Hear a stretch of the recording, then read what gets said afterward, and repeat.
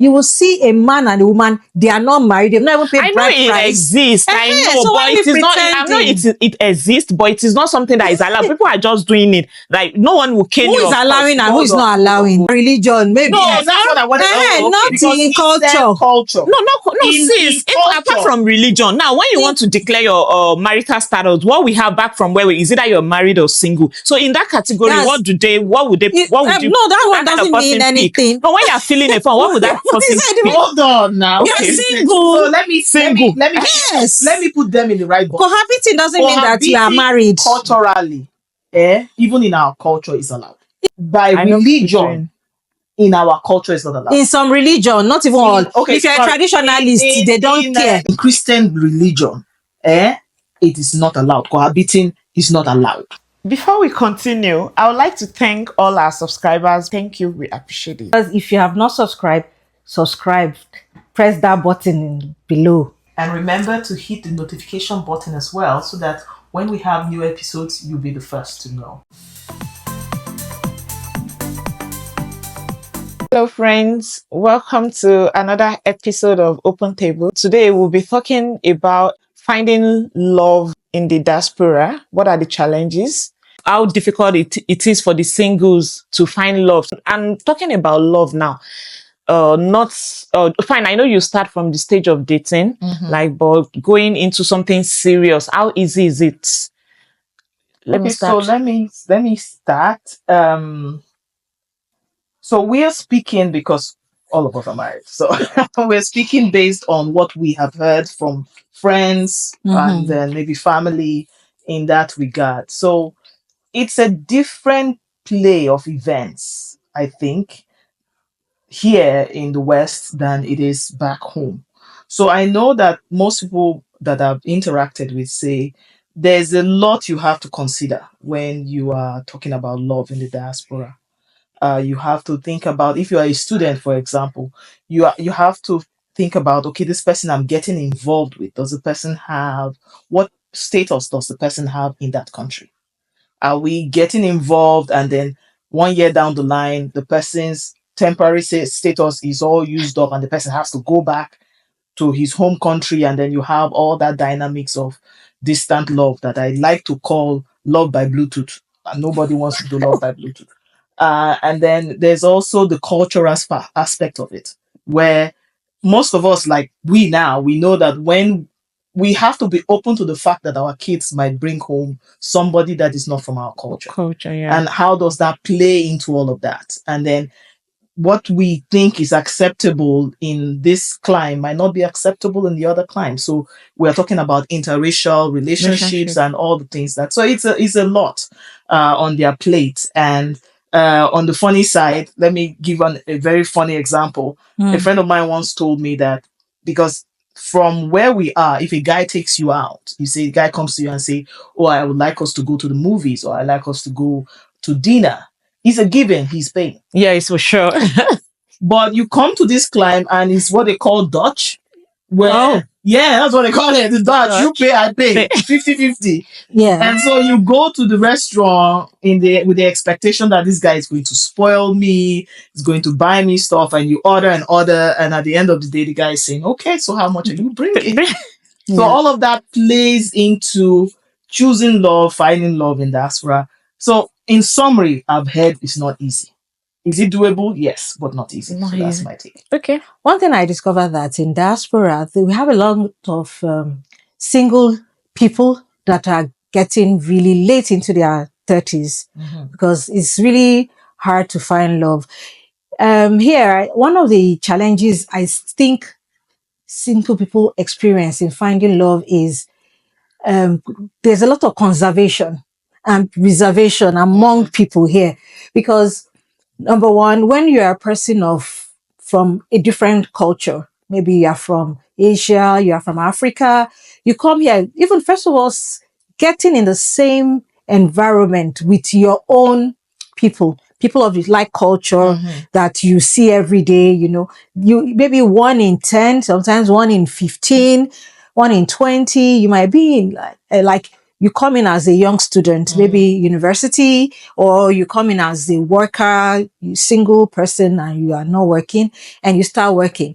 Where you find yourself planted or rooted, US, Canada, UK, or any other country, you might not find it. Might to socialize, number one, would even be a challenge. And when you socialize, you don't want to just walk up to the people of another race as a first, except that's your thing, right? So the first person you tend to want to interact with are people of the same culture. And you just get maybe 1 in 10, 1 in 15 among the people in your circle. So, and that might not be the immediate person you want to date, right? So it takes time for you to even get to see the person that you can date. That's number one. And then number two, even when you now get people of the same culture, it might not be, you have to still get a lot to deal with, because dating, and especially when you are dating to settle down, not just dating to just have fun. Yeah, not just dating to just play around. If you are really dating to settle down, you find yourself having to deal with a lot of other things, because are you compatible? Is going to be play another role. What is the intention? Does the person also, is the person even single? First of all, the person you're ever meeting, so that's even that, those are the initial stages that makes it very tasking, and there's a lot of delay. Whether a person has papers or status might not even be your first thing. Just getting that interaction can still be a lot challenging. I mean, even when you come in here with your family, maybe as a married person, like when we came in, making friends even is a little bit of a challenge. Talking to people and trying to be friends, it's a little bit tasking. And now you want to even, okay, let me go out of my circle. Let me not even look at race. Let me just look at any person that I like, I am interested in. Let me approach the person. Now you have some cultural differences that might restrict, because here I know many people that are of the Caucasian race or some other races, they do not really maybe readily look as friendly. I'm talking from as a Nigerian, African, the way we socialize, the way we initially interact with people and everything. So the person might not be initially as friendly, as responsive as you. And in fact, that is another factor. So to get warmed up to one another might be another big challenge, to know, okay, how is this person? How far can I go? Where can I, how to approach the person? I really feel for our young guys, and not even the young guys, even the ladies, the single ladies, because many times they are the ones that have to wait for a guy to reach out to them. Although that is changing in the world today. A lady can approach a guy, but the ratio is always more towards the other side. Do you think that it is easier for that immigrant child that came at a younger age, let's say maybe elementary school age? Do you think finding love will be easier for that child because the person has been in the system to interact and socialize? Do you think it's easier for that kind of kid as opposed the immigrant child that will come as a teenager or maybe in their 20s? Okay, looking at that one, I would want to say yes. I think I would agree with you, because a child that grew up here would have imbibed the culture, the way things are done. Like seeing your classmate, they've grown together, maybe your university classmate or coursemate or something like that. You grew together, so you actually know how dating is here. But for an immigrant that came in at maybe a university level, because I know one thing I observe here, I might not be entirely right, is the seriousness in terms of, like, you can back home, a guy can see you walking on the street and say, hey, I like you, or maybe meet you in the mall and say, hi, can I have your number? And you start from there. But here, you don't even know who you talk to, and they turn it to something else. There's this kind of seriousness that everybody is being careful. So that might be one of the reasons why we don't really, if you are going on if a guy wants to ask you out on a date now, you have to plan. You can't just say, oh, I'm driving past your street. Are you available? Can I pick you up? It's like ladies nowadays might see it as, why are you bumping in on me? You did not even give me a prior notice. You did not book an appointment. Like, this seriousness is a thing here.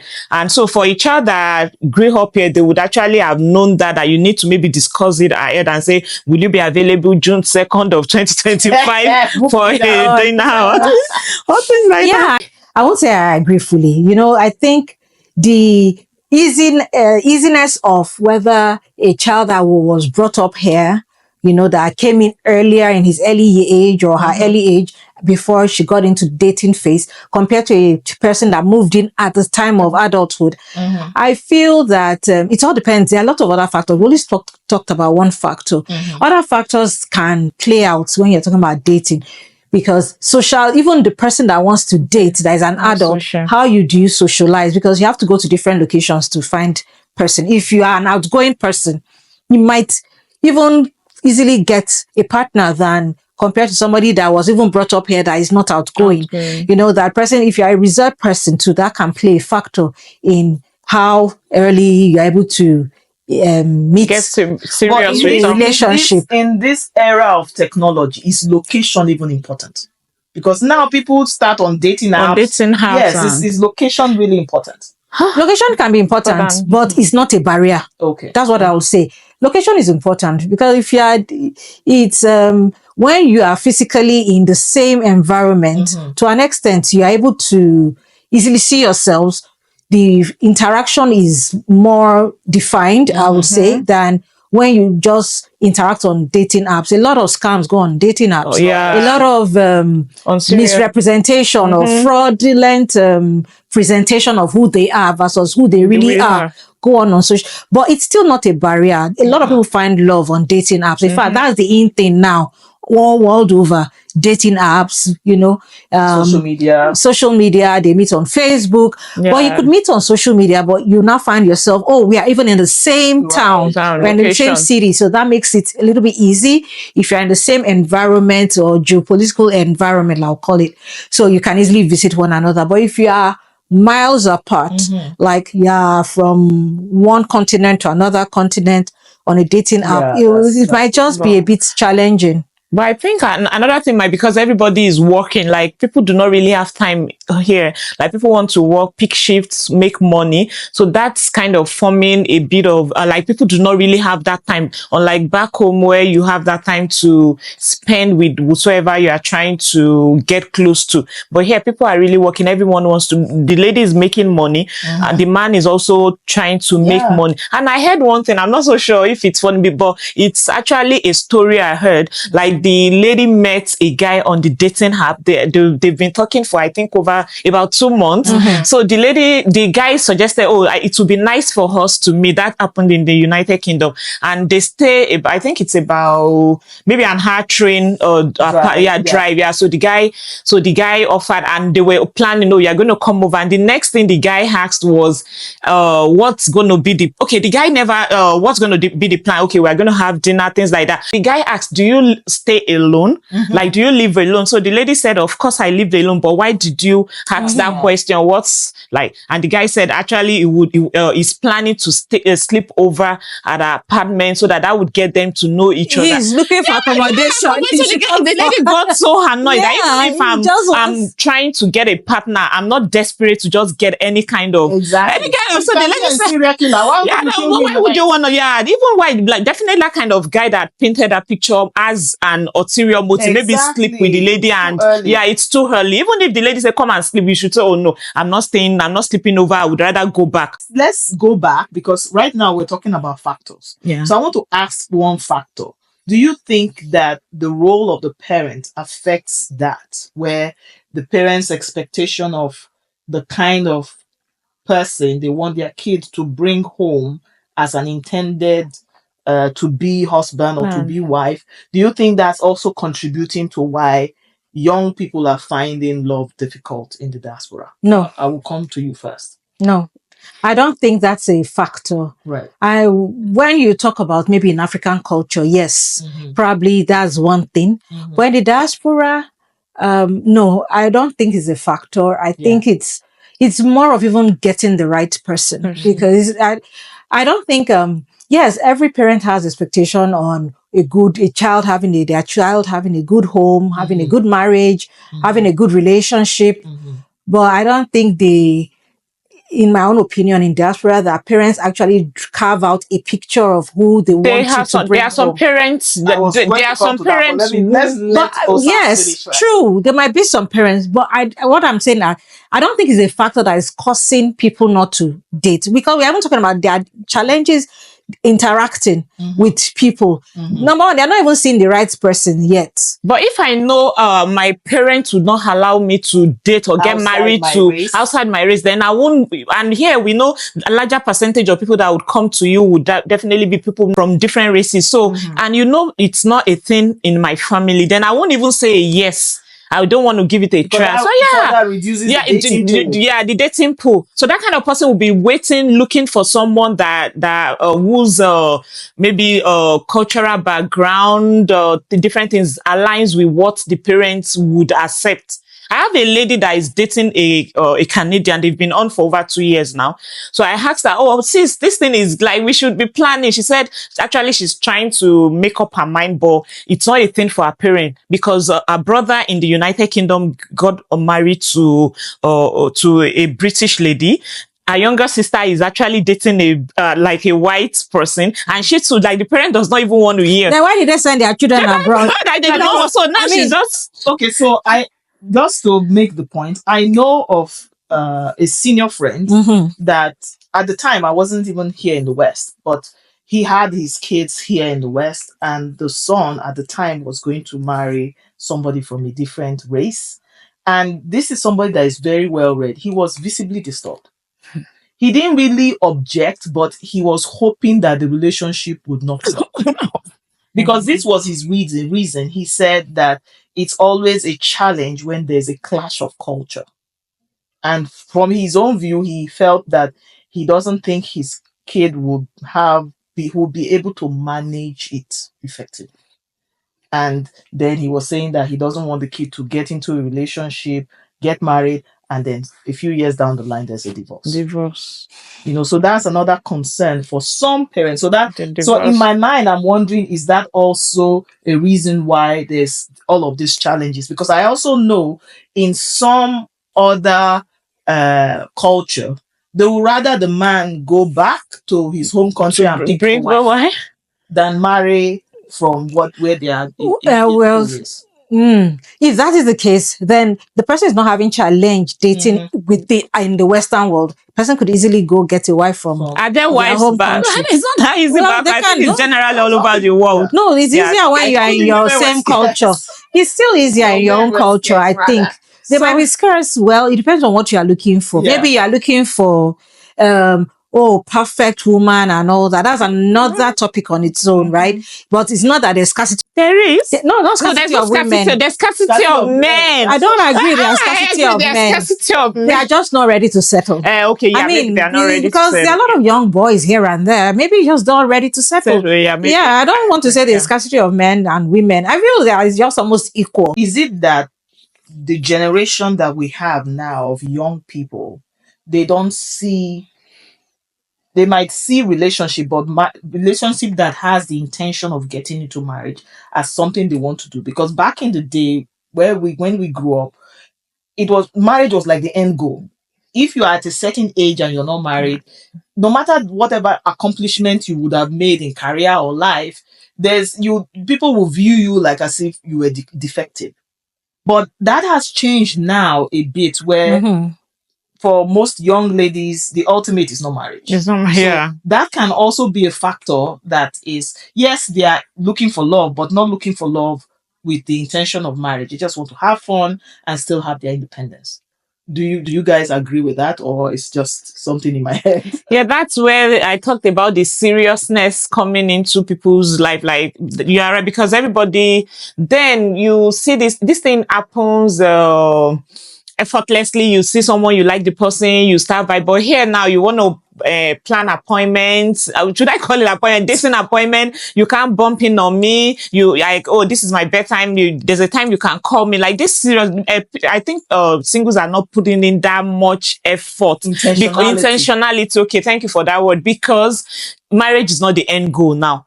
You see people that are not married and they are bold about it, they are proud about it, like they can Why shouldn't they be proud? yeah, that's what I'm saying now, that people are getting more enlightened now, that everything about life is not about marriage. That marriage is not the end of that's what. But then it used to be the thing that you have to be married. Same thing as when you see single parents now, it used to be a shame some years back. Like if you are divorced, you don't want people to know. That's why a lot of parents put in unnecessary effort into marriage, and some even at the end of just because I don't want people to know. How will I tell people I'm going back to my parents? But here now, people will tell you I'm divorced, I'm single. Yeah, this one where people can cohabit.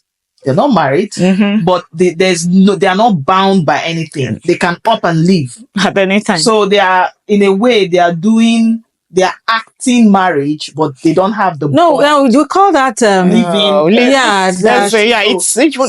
So if the goal is okay, I want to have somebody to love and be in a relationship, I can do it without putting marriage as the umbrella over it. Yeah. So that it's easy in, easy out. That's another challenge that I think is also the reason why here they find love and they drop love very easily. Yeah, no one. So even when they find it, there's no intentionality, because to make it work. Yes. Like, if it gets too hard, I up and leave. And there's no shame about that. As that concept is really lightweight. There's a lot of relationship breakups nowadays. That's what I would like what you're saying. Yeah, because now the society has made it, which I think is a good and a bad thing. The good part of it is your existence shouldn't surround, marriage shouldn't make up your existence. Honestly, that's the truth. It's a beautiful thing. Love, marriage is really, really beautiful.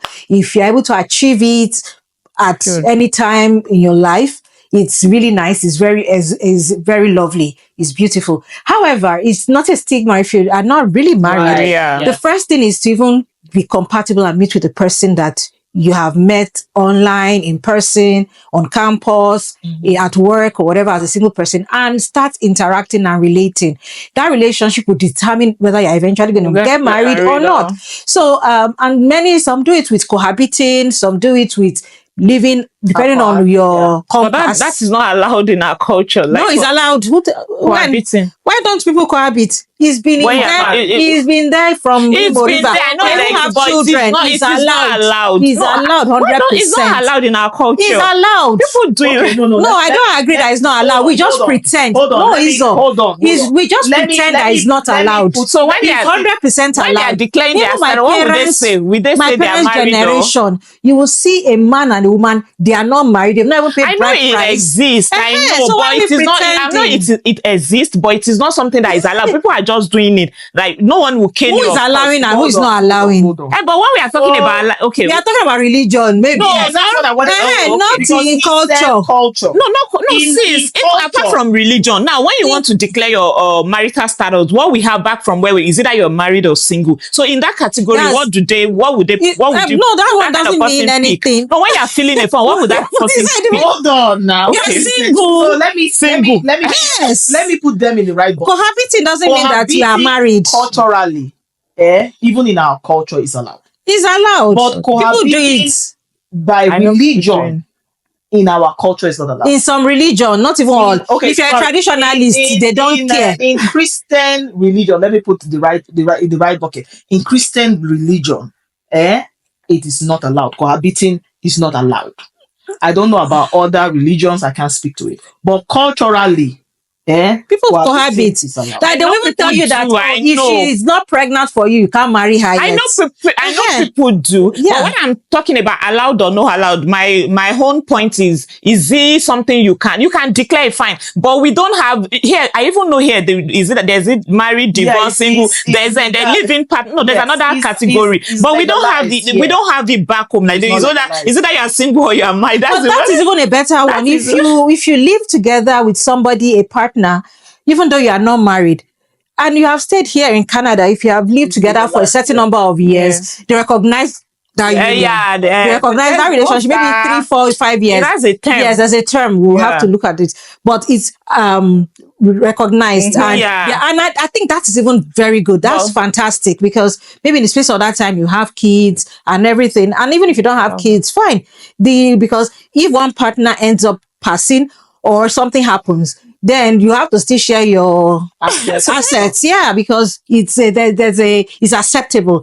So legally is accepted here. Yeah. We don't have room for that, but that doesn't mean it's not allowed officially. Officially, maybe that's what the word that should, officially, that says, yeah, we are living partners or we are married.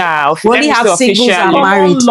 Common law, yeah. Officially, okay, let me say officially. No, it is of course a lot of people do it, but because I know when you are filling an application, the only thing you see there is married or single. So in that category, you just choose married. And what's the definition of a marriage, right? It's not so. Maybe they should put definition of married. Remember, there's a legal backing. That's the definition of married, not because you are living together. That's what I'm saying. So in that category, the person would the person pick single? Yes. The person will pick single. Because if you claim married, you have to bring a document to show that you are married. Even in Canada, where they allow the common law partner, there is a number of years to prove that you have lived together for that length of time, so that they agree that, oh yes, you are common law partners. So can people start from common law, maybe study each other, and if it works out, then you move to. I know. Quite a few of people. People that you now officially make it legal. Yeah. You go fill documents and you get married fully. Know someone that did that. So I think that's a good start. That should maybe people should start with that. Now the only thing is that in our own moral compass, in our back home, even though people do it, moral compass based on our religion, either Muslim and even Christian, especially traditional, which is part of a religion in Africa, I can't speak to, but Africa, and then, even the social moral compass, because we have the society moral compass that says that don't sleep with a man or don't live with a man if he has not married you, because it makes you look promiscuous or makes you look irresponsible, especially as a girl. It's so a bit unforgiving when you find yourself, even though societal norms have moved a little bit because of awokeness. People are woke now and all that, but nevertheless, just back in Africa, that is where you were talking about that it's not really allowed. I must add that even here in the West, in the Christian faith, common law partner is not allowed. Well, even in the West, in your church, the West, yes, you cannot be a Christian and be living with somebody you're not married to. I would say they will not allow. I would say it's not encouraged. Let's not get it twisted. The Bible is the moral compass for the Christian faith. That people do it doesn't make it right. The Bible. You are preaching. This one is interpreting in your own way. I'm talking about the Bible, which is you interpret the Bible in your own way. Some people interpret it in their own way. In the way of Bible, a man and his wife that is married, not living together when they haven't done any marriage, but legal. But when you are talking about the legal way, it is allowed, right? What? When you are talking about going to, legally, civil law and everything. It is allowed. I'm just saying, but that's a form of. We are talking about societal matter. We are not really here to preach because our viewers are not all Christians, and even aside that, everybody to his or her own tent. What's your faith or your belief system goes. So nobody is forcing it down anybody's throat that nobody is anybody's judge. Because I don't want to judge. You even here if you're a Christian, me, I don't agree with you. Well, if going by the Bible, that's how it is. But I'm not I'm not here to judge or comment. I'm just saying, if we're using the Bible, we are not using Bible for the moral compass in this one. Christianity, not everybody, that's what's allowed. But when people do it, but I'm not saying Christianity is broad, Izor. I will agree, because when you say for Christianity is broad. There's no way the Christianity is broad. Okay, can we drop that topic? Can we drop that topic? Okay, let me ask you.